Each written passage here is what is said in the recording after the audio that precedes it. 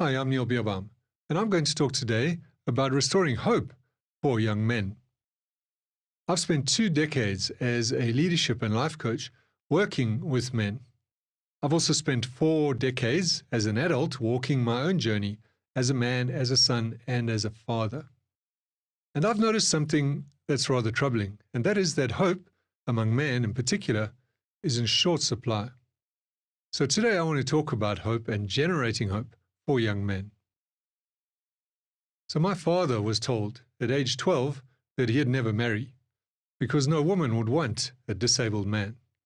Yet he became the most capable man I knew, that anybody knew. My son, to skip a generation, called me on his first day of university saying, "Dad, I can't do this." Well, he now has a 4.0 GPA and works in cutting-edge tech. And between them stands me, a man who threw away success twice, searching for something that he couldn't quite name, that I couldn't quite name.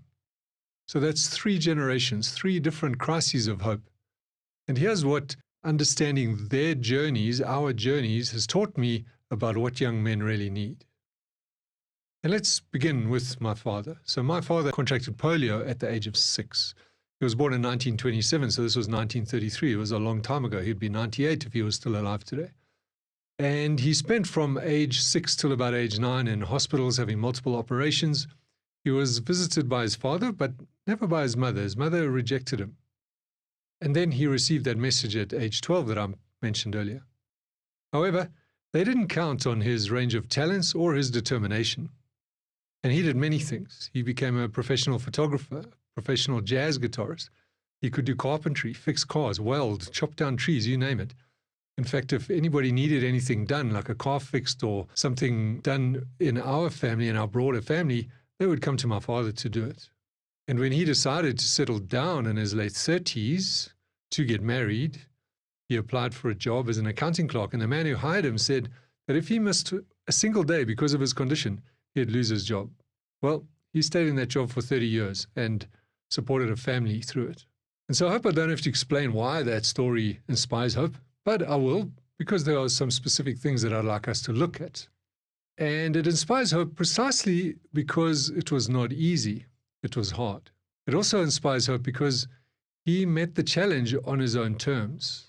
After all, what gave my father hope when a doctor told him he'd never marry? What kept him going when his own mother rejected him? It wasn't positive thinking or someone telling him to follow his passion. It was something much more concrete. And so I can sum it up with these 3 elements. The first is that he had a clear mountain to climb. But he wanted to prove them wrong. He wanted to get a job and keep it. He wanted to marry. He wanted to build a life that any other man had. Secondly, he took responsibility. And he claimed the permission to meet it in his own unique, angry way. And the idea for him of needing permission to be angry didn't ever occur to him. Nobody told him he was being toxic by refusing to accept disabled as a label. He scoffed at that idea throughout his life and insisted that he was a cripple, and that defiance fueled him. So he had permission to meet it on his own terms. And the third is that he knew his purpose as a provider, and he embraced it. He walked into an office with calipers and walking sticks and accepted that he needed to prove himself every day for 30 years, because then he could provide for a family, because then he could feel worthy as a man. Nobody questioned that. And let me tell you, he would have scoffed at them too if they had. So now let me ask you, what clear mountains do young men have today? What permission do they have to meet the world in their own unique, sometimes angry way? And what purpose can they be sure of that can drive them forward? Because here's what's changed. The first one is that there are no new lands to explore, no new mountains to climb. And I mean this quite literally. We can only visit as tourists. We can check it up on Google Street View if we want to, any place on Earth. Or at most you can join a climbing expedition to Everest and stand in a queue waiting for your turn. And then there's not the same permission for a man to do it on his own terms as my father did, to be as angry as he needed to be, to refuse the softer label and claim the harsher one, to prove himself through action rather than talk about his feelings.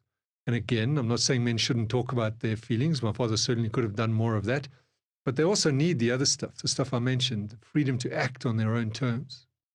And the third one is that there is no clear purpose for men, since they are no longer required to be the provider, and sometimes that is even frowned upon if they want to. And my father knew why he had to show up every day. Today's young men are told that providing is optional, even problematic. But we haven't replaced that purpose with anything equally compelling, and nobody can live without purpose. So we're raising young men in a world that tells them to dream big, while systematically removing the three elements that made hope possible for my father: mountains to climb, permission to climb them in their own way, on their own terms, and a clear purpose for making the climb. So what happens when you remove real mountains, but keep telling young men to aim high? Well, we get false mountains, fake summits, mirages that look like hope from a distance, but disappear when you get close. And I know this intimately, because I spent 2 decades climbing the wrong mountains. So let me tell you my story and how I learned this lesson the hard way. So my father may have been capable, but he did need help, and I was that help. And all those things he did, the fixing of cars and making furniture and cutting down trees, I was there from about age 7 or 8 onwards. I was the guy handing him tools, getting into the difficult spaces to loosen the bolts, drill, or tighten screws. I was his arms and legs, and he would say that to me. "I don't know what I'd do without you. You're my arms and legs," he would say. Of course, that sounded like an endearment and a compliment, and you take it as that when you're that age.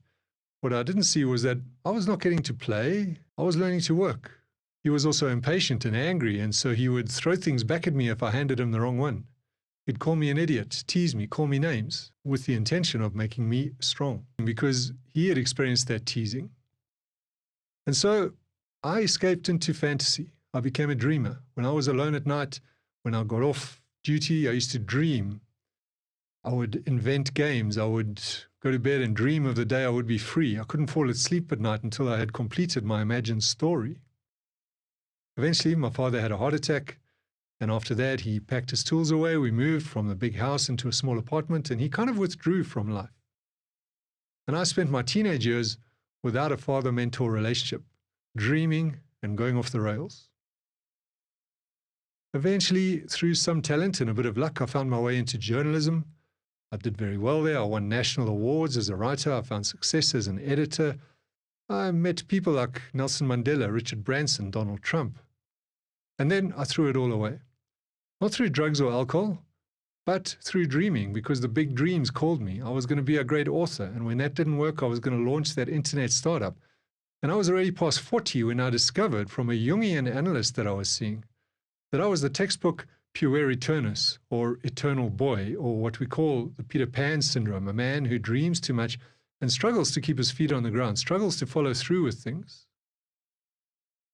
And so that became my lesson in my 40s, that I needed to grow down. I needed to get my feet on the ground. And I've spent the last 20 years doing that, sometimes with great difficulty, sometimes failing, but I stuck to the task. And today I have a solid marriage, a coaching practice, a family, a home. Now here's the irony. As I was learning that I needed to keep my feet on the ground, society was telling young men the opposite. Many men, my age and younger, were being encouraged to chase the dream. You can be anything you want, was the message. Society was telling men, and I believed this until I didn't believe it any longer, that the purpose of life is to become rich and famous. If you can find your purpose and your perfect expression of that purpose, that will lead you to the next big idea, the next big thing, and you'll achieve that fame and wealth. In other words, we believe that those few who have struck it rich did it because they got the formula right. We don't see that a lot of it has to do with probabilities, and we certainly don't want to believe that life is really about hard work without massive reward. We also believe that if you fail, you just didn't do life right, because life is not meant to be about struggle or hard work. It's meant to be fun and splashing out on private jets and mansions. That's become the belief. So I watched, and I saw many men fall into this trap, the trap of chasing false hopes that look like the search for meaningful ambition, but function like quicksand. And today I coach many of those men, young and in midlife, who are falling into those traps every day. And let me give you some examples of how they show up. I call these the 3 indicators of men chasing false hope.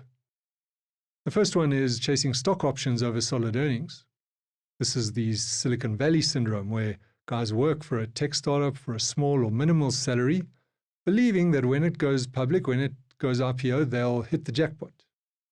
Sadly, we only see the ones that make it, not the ones that don't. And even when those companies do get listed, the stock options rely on conditions that are often not met. And even if those conditions are met, trying to sell your 2 shares or 10 shares on the open market where people are looking to buy 10,000 shares doesn't work very well. The second indicator of men chasing false hope is following influencers and self-made gurus. Because you do get those few men who do achieve the 7-figure exit, and instead of maintaining some humility and recognizing that it might have just been a case of right place, right time, they believe it was all their doing, that they deserve all the credit. And so they put out a course on Facebook and get hundreds of thousands of followers saying, do it just like me and you can achieve the same goal. And those followers are our young men, outsourcing their unique individual life journeys, surrendering challenge in favor of blind false hope. And even the 1 in a million of those who do succeed by following that other person's path, well, they just prove my point. I can name 4 tech titans off the top of my head: Gates, Jobs, Musk, Altman, out of 400 million Americans. Those are lottery odds. But we've convinced an entire generation that this is a reasonable career plan.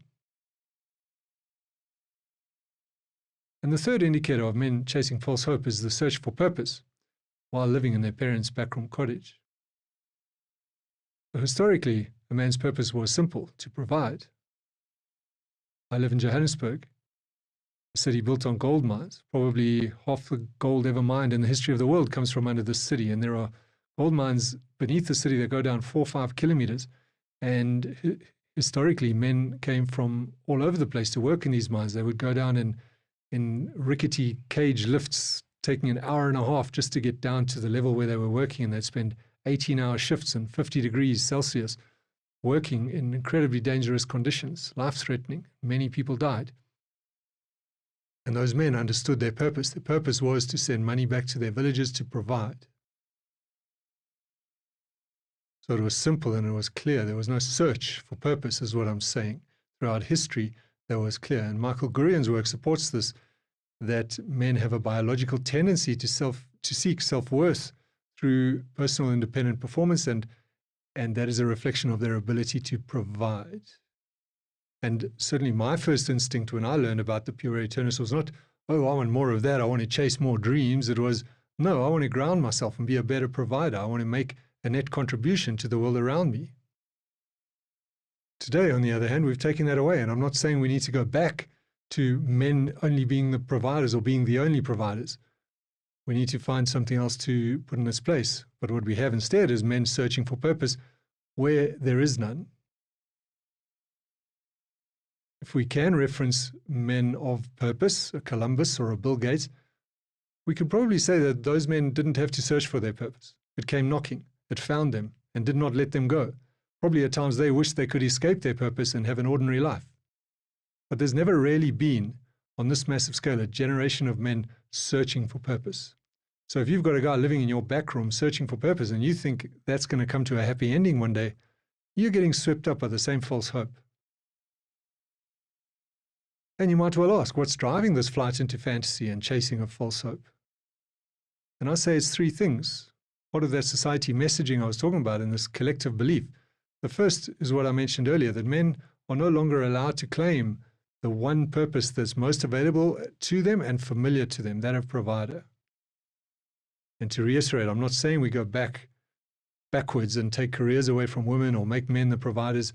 Such binary reactions are tiresome. What I'm saying is we need to think about what we've taken away and what we're replacing it with.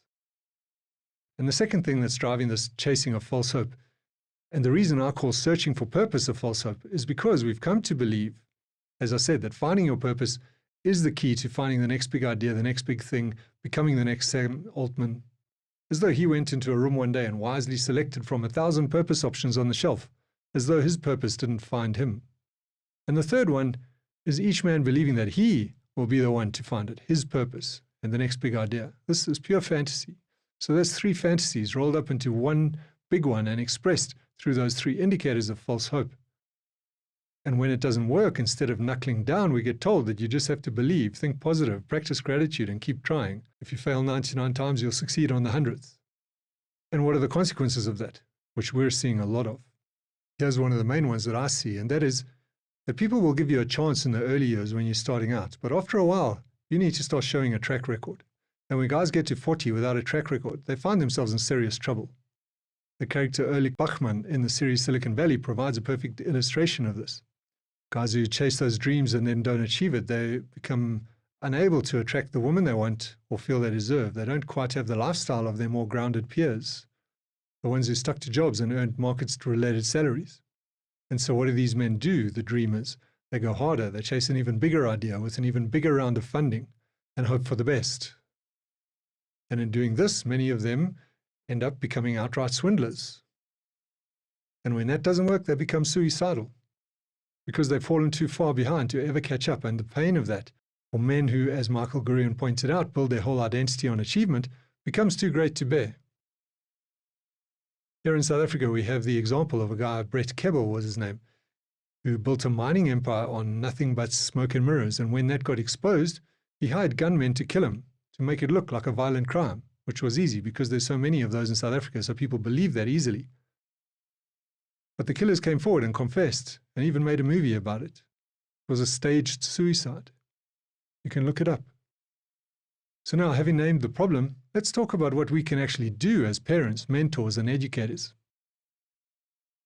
And to answer that, and to show you what this might look like in practice, let me tell you about the third generation in my family narrative, that of my son.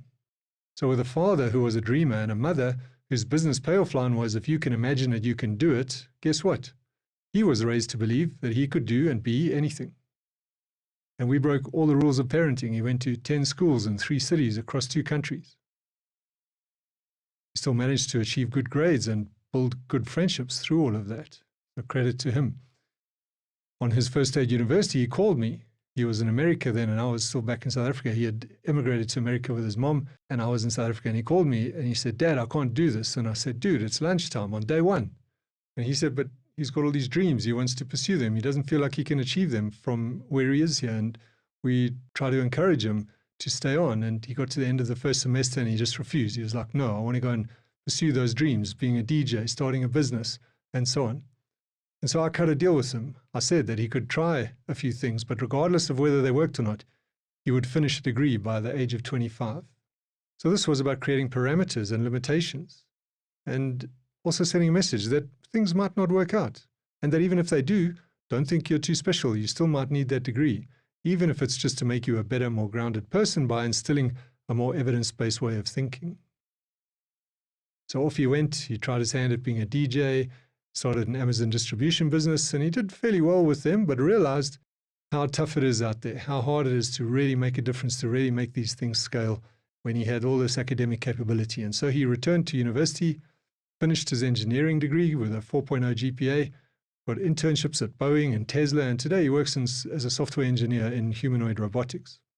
And so what made the difference? Where did my son succeed where I, for example, had stumbled, and where many other men who I see have stumbled? Well, the one side of it was the mentoring he had that kept him grounded while letting him explore his dreams, something, the grounding and the mentoring, the containment that I didn't have. The other side, of course, was him listening to and absorbing and following and acting on that mentoring, which he was very good at, to his credit, something quite rare among men at the best of times, and especially men of his age, the age he was back then, his late teens, early 20s. And so here, let me expand on those guiding principles that I learned on my journey to become grounded and show how I applied them in parenting and mentoring him. So when I learned about the puer eternus, that eternal boy or Peter Pan, I learned that there are 2 contrasting energies, the puer or boy energy and senex or wise old man energy. This comes from Jung, and the senex or wise old man is where we get the word senator. And we can see them as 2 different contrasting energies. The puer, Jung said, is a vertical energy. It's a spiritual energy. It reaches up into heaven. It has imagination and dreams. It also wants things now, and if it doesn't get them, it gets very frustrated and switches to the next thing very quickly. You've seen children do that, where they switch their attention from one thing to the next. They get very, very frustrated and emotionally wrought if they don't get what they want. And if this carries on into adulthood, the pure man is very similar. So he's very engaging and seems to have this level of spirituality, very connected, very imaginative, very creative, but also finds it very hard to accept when things don't go his way. So he chooses the easy route. He jumps from one option to the next. He finds it difficult to commit to relationships or to work.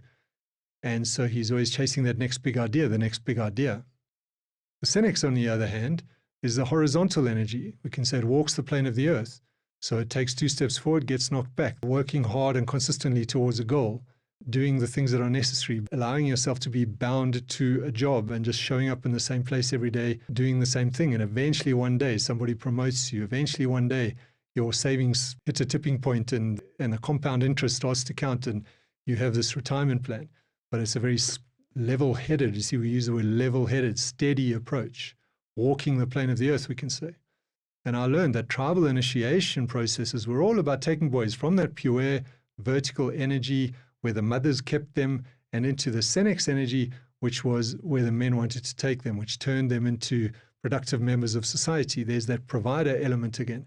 And the job of the men through initiation was to do this in a mature, constructive, loving way where they didn't lose their pure energy because then they become hardened and cynical like the Scrooges of the world. But we also didn't want to leave them in the pure energy where they would be wild, imaginative, irresponsible, and not productive members of society. And so the application of that in today's world is to encourage men to walk the plane of the earth, to give up dreaming and get a job, any job, get your hands dirty, get grounded. Carl Jung said the cure for the puer eternus or the eternal boy, the Peter Pan syndrome, is work, to bind yourself to work, to show up in the same place every day, even if it's a menial task, to find the meaning in that work. And we have scientific proof that that is possible. The work of Csikszentmihalyi on the flow state or state of optimal experience shows that it's not what you do, but how you do it that matters, and that you can find meaning and purpose in the flow state and state of optimal experience and happiness through any kind of activity as long as it meets certain criteria. And purpose is one of them, but the purpose isn't the kind of dreamy purpose that we currently are chasing. It's a much more mundane purpose. It's providing kind of a purpose. It's at that level.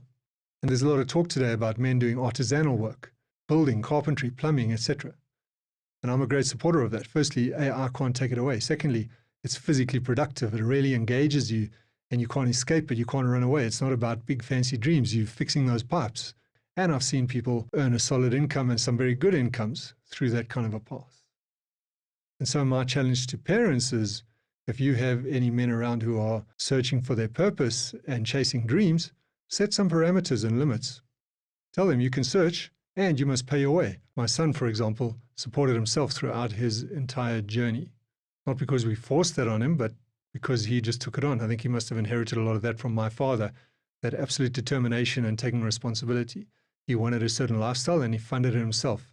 I helped him where I could, but most of it he funded himself. And through my process, I also read Robert Bly about the 3 stages of male maturity that he describes in the book I and John. And I read Carl Jung. I've been an avid reader of Carl Jung throughout, and his 4 stages of the anima and animus. Some people question my referencing these authors in this day and age, and I have no problem defending it. I'm happy to have that conversation anytime. Bottom line is I collapsed those 2 frameworks into one, and I've put forward a model that describes 4 stages of male maturity. Each one is given a color and applies to a typical age range. So stage 1 is red, rebellion, and I say that probably applies from around 16 to 25. Stage 2, we give the color white. The theme there is compliance, and that's ages 26 to 35. Then we get stage 3, which is gray, and that's integration, what happens through the midlife phase, 36 to about 55. And then from age 56 onwards, we move into black, which is the stage of wisdom. And so let me just talk a little bit about each of those stages. So stage 1, the red stage, 16 to 25 are the ages there. And this is the stage of rebellion. So these are when young men are wanting to separate from the mother, separate from the family, form their own identity. And so they naturally rebel against many of the things that the family stands for. They're driven by a lot of testosterone. They want to prove themselves. And so they can tend to be quite angry, aggressive, and rebellious. So what they would do in the old days was send those boys outside the village to be hunters and protectors, soldiers. that would give them some discipline and purpose and a place to put all of that red energy. We didn't want them too close to the girls during that time. And so they were seen as a constructive and necessary phase, and it was given a container in which to happen.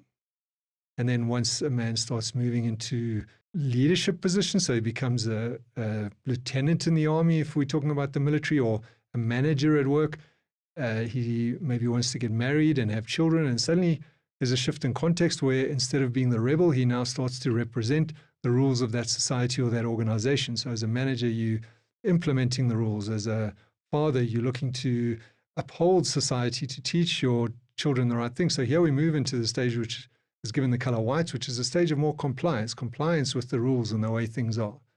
And that's a natural shift once we've completed the red stage to move into white. And from there, we get to gray, where we start to discover that a lot of our strategies aren't working, and we need to start integrating the shadow side, as Jung said. So that's kind of how it works through that. And if we complete gray, we move successfully into black. Not all men make it into black. That's a brief summary of the model. I have a much more extensive video on YouTube about that if you'd like to take a look. The key point here is that we no longer recognize red as an acceptable stage. So both Bly and Jung treated the red stage as necessary rebellion and not pathological. And they said that men need to complete that stage, otherwise they'll return to it. Today, we've blindly accepted the hegemony of the social constructionist viewpoint, and so we don't see rebellion as a necessary stage of men's evolution. We see it as something that must have been learned, and therefore it must be unlearned. And where did they learn it? Oh, from other men. So let's take them away from other men and try and teach them differently. Traditional societies, on the other hand, channeled it. Here in South Africa, they still do.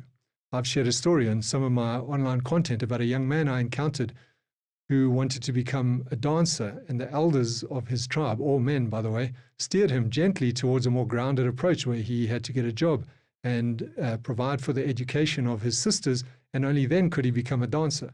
And this took him away from that dream and into a more grounded approach.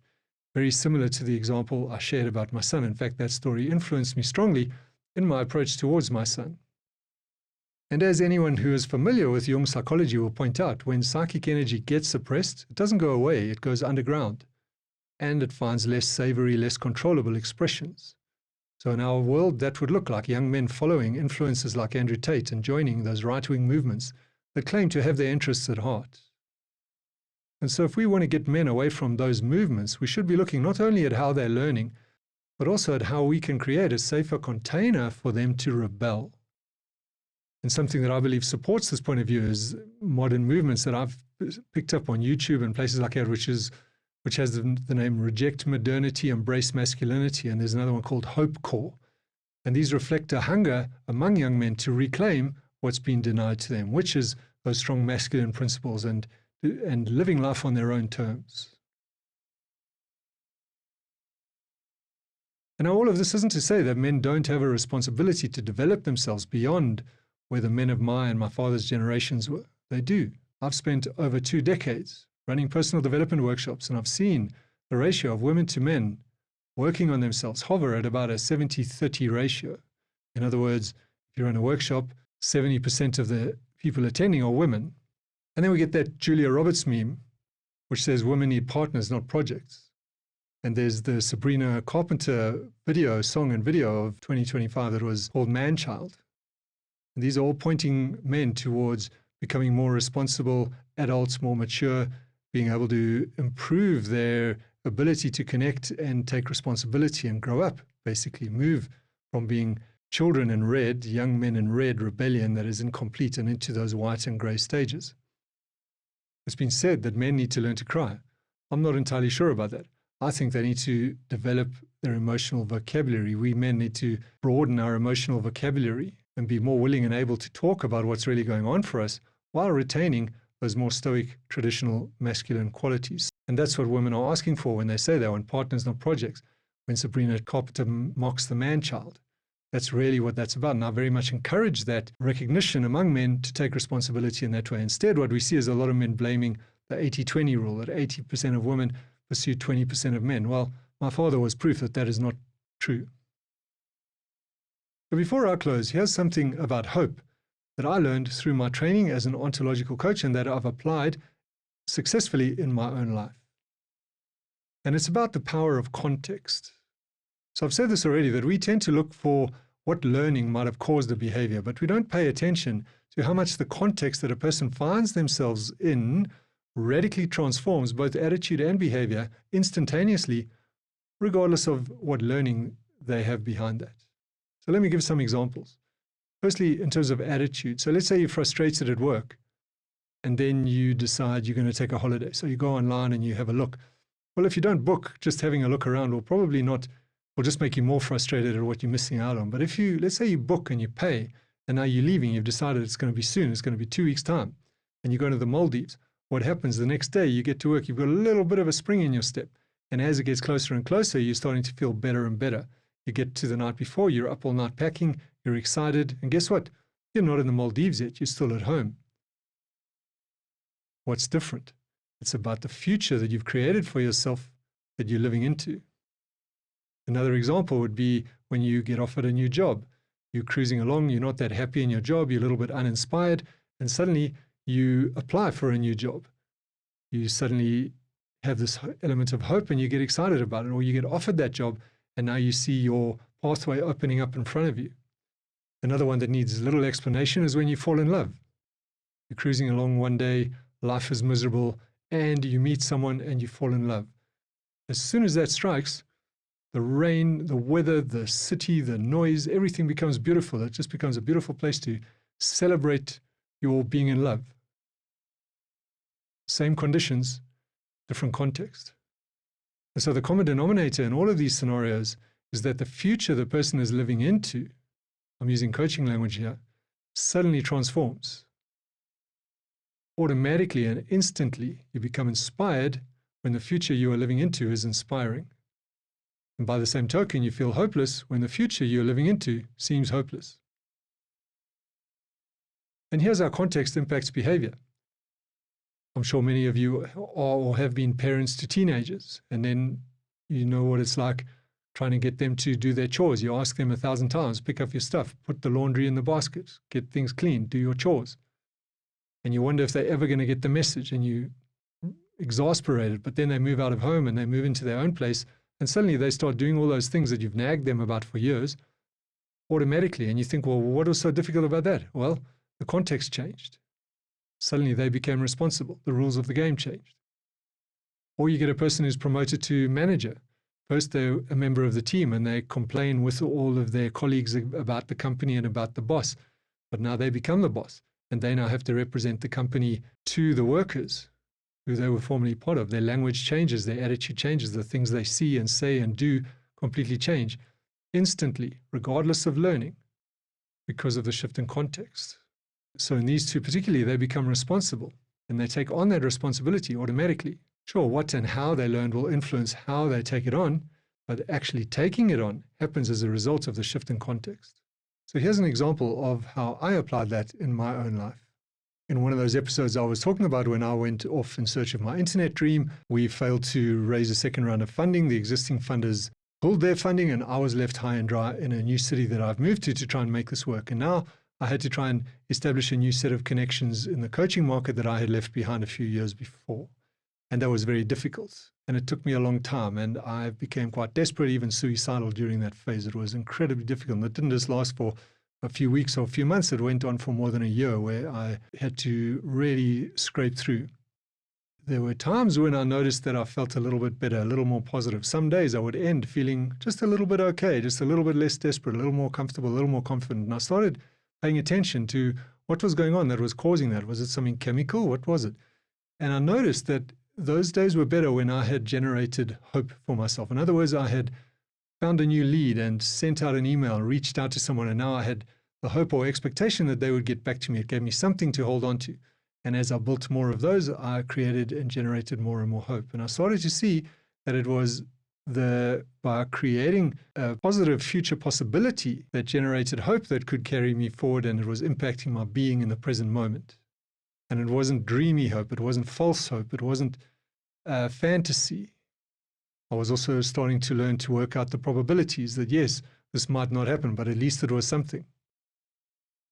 And I've also seen it happen in the lives of others where I've taught those same principles, and my son and stepson leaving home and having to take responsibility and those strict parameters and guard rules that they had to live within. And by the way, those guardrails were set more by me as the father than by the mother. And in my experience, and this aligns with Blair's statements, mothers tend to want to protect their sons, meet their creature comforts, comfort them in their struggles. And to some extent, that can support them to remain in fantasy. And I'm sorry to say it, but in my experience, men are better geared to shift other men out of fantasy and ground them, if they're allowed to. And this is why I say men need to play a much more active role in transitioning our sons out of that teenage, early rebellious stage, giving them the container and moving them into adulthood. So in conclusion, here's what I am saying.